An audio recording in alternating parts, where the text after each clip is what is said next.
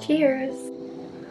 Hello friends, welcome back to my channel. I made a database on my Notion and realised that I have over 190 unread books on this bookshelf. It is my mission over the next year to read / unhaul the vast majority of those books. We are going to start today with my May TBR, so the books that I'm going to be reading next month. And unlike a couple of years ago when I was like solely a mood reader, nowadays I actually can tell myself I'm going to read this book and pick it up and be happy about it. So this is actually my makeshift TBR jar. It's not actually a martini glass, it's an old candle that I cleaned out and put the little TBR prompts in. I actually borrowed a lot of these prompts from the channel Leah Crompton. I love her TBR jar videos, so yeah, thank you Leah for giving me the inspiration for this video. I actually haven't decided how many prompts I'm gonna pick.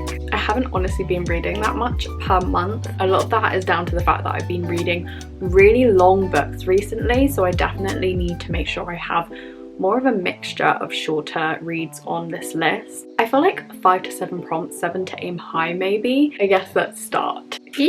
I'm actually so nervous. Also, I know this is a little bit silly, like this is a silly concept for a video, but it is actually super fun and is making me so much more excited for my TBR, so... Oh, one fell out, so we're gonna go with that one. Okay, the first prompt is acquired this year. So that means a book that I've actually hauled this year, which isn't actually that many because I'm on a book buying ban. I got One Day by David Nichols there. Am I gonna do that to myself? I'm not sure. I've got a bunch of proofs that I literally just got. Ooh, that could be a good one. Okay, I think these are the ones that I'm picking between. So we've got 4 books here. The first is Women and Children First by Alina Grabowski. And this is a book that I picked up last week. It was a proof at this indie showcase I went to. It's described as a gripping literary puzzle. And it's about the private lives of these 10 women in this small New England town. And the book is from the point of view of every single one of those women. 5 leading up to this tragedy that happens and 5 in the aftermath of that event. Set in coastal Massachusetts, gorgeous setting. This is one of the first books that I hauled this year. It's called Happy Hour by Marlo Granados. Yeah, I don't really know much about this other than it's 2 girls in New York in their 20s and it was recommended by my friend Aria. So that is a solid choice. And then another one that I got last week is Sunburn by Chloe Michelle Howarth. And this is another recommendation from my friend Ross, and it's set in 1990s in a little town in Ireland, and it's a lesbian love story. And then the new Ava Reid, which I got a proof copy of, Lady Macbeth. This is a retelling of Macbeth, obviously from the point of view of Lady Macbeth, but apparently it's not very faithful and it doesn't do the character justice according to a lot of people on Goodreads.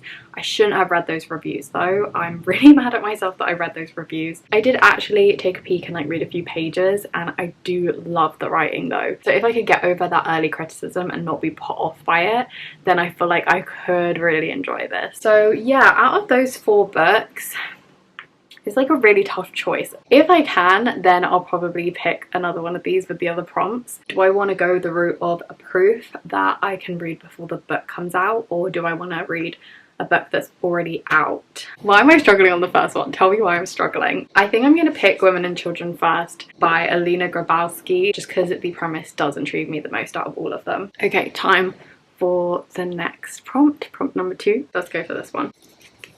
Oh, okay, so this says book community favorite. So this is any book on my shelves that I feel like is super popular, either on BookTube, Bookstagram, TikTok, that kind of title that I've like seen everywhere online. Okay, that's a really fun one. I do spot one that I feel like is definitely super hyped on the internet. Ooh, okay, no, there's actually a couple. Okay, let me grab those 2. Okay, 2 super different books, but both I feel like equally hyped on the internet. The first one being Kim Ji-young for 1982 by Cho Nam-ju, translated by Jamie Chang.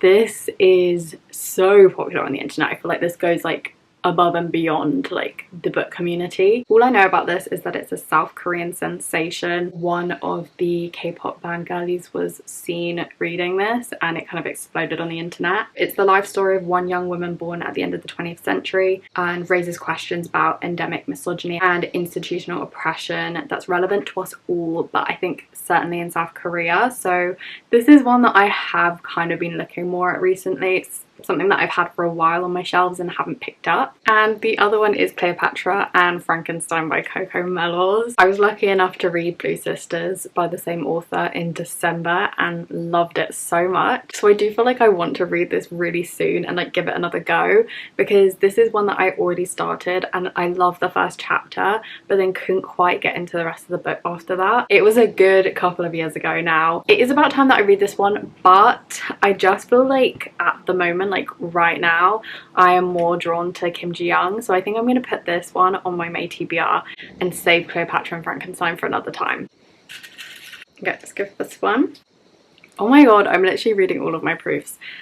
This says an unread proof. Any of the books on the top shelf which you can't see, any of those that I have not read yet. May is going to be the month of reading my proofs, like getting through my backlist of proofs. Okay, I know exactly what I'm going to pick from this shelf. This has just given me the excuse to read this book, and that is Death Valley by Melissa Broder. I love the Pisces. If you know me, you know I love the Pisces. I haven't read Milkfed yet, but I am so much more intrigued by this one, which is set in the desert, obviously in Death Valley. It's about, I think, a magical cactus, a woman going through grief, and I just don't know anything about it, but I just desperately want to read it. So this is definitely going to be the book that I pick. It actually came out in October, but this proof's been sitting on my shelf since just before then. It says on the back, "The cactus giveth and the cactus taketh away." What a quote. Prompt number 4. This could change everything because I feel like, oh, this is going really well so far. This prompt is most recently recommended. Oh my god, I don't even know what I was most recently recommended. Oh yeah, I do. Oh yeah, I do actually. I do. I literally just said earlier in this video that my friend Ross recommended Sunburn by Chloe Michelle Howarth to me. I literally have no other option, and I'm actually glad about it because I'm so excited for this one. So this is set in early 90s Ireland, and it's about this 15-year-old girl, Lucy, and she feels super out of place, like especially in her friendship group. Like all her friends are like boy obsessed and have like matched themselves off with everyone in school, and she's been matched with this guy called Martin, and she loves Martin but as a friend. And yeah, she soon discovers her sexuality and that she's actually into girls. It ends up being this amazing love story, apparently, I think spanning a long time. So yeah, I actually couldn't be more excited to read this one. Gladly adding this to my May TBR. Okay, so this is prompt number 5. Depending on what book we get, I might stop here, but I feel like I want to go up to 7. So yeah, let's pick. I'm lacking some fantasy, I'm lacking thrillers. Like this all seems very one note to me. Let's go with that one.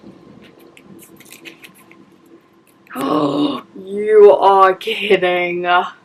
You are kidding. It says more than 500 pages. More than 500 pages. Okay, so I guess we're probably reading a fantasy then. Bearing in mind that at the moment I'm actually reading The Dragon Republic, the second book in the Poppy War trilogy. I literally did not want to read another long fantasy, but oh my god, this is going to be so difficult. 500 pages is a lot. Why did I even put that in the jar? Oh my god, I've just screwed myself over so much with that one. I don't even own long books. So The Burning God is over 500 pages, but I honestly don't think I'll finish The Dragon Republic and go on to this one by the end of May. Like I just don't think it is possible, and I don't think I want to do it. Okay, a book that I want to read that could be quite a long one, like deceptively long. Oh, it's really dusty. If We Were Villains. I do really want to pick this up. If it's over 500 pages, we're picking it up, but I don't think it is. No, it's over 400, not 500. Maybe this one. Yeah, this one's over 600 pages. If I sit down, it solidifies it. Okay, fine. This was not on the plan. This was not on my plan for May. This is like all the other books combined.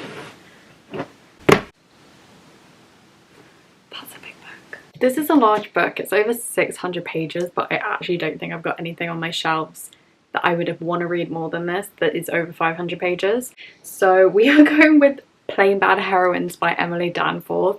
Another lesbian classic. Oh no, I am actually really excited about this, to be honest. I feel like I'm going to enjoy this way more now than I did back then. I just have a feeling. Like, I'm actually so excited for this. So if you didn't know, this is about a girls' school. A couple of girls who were in love, they got killed. They died.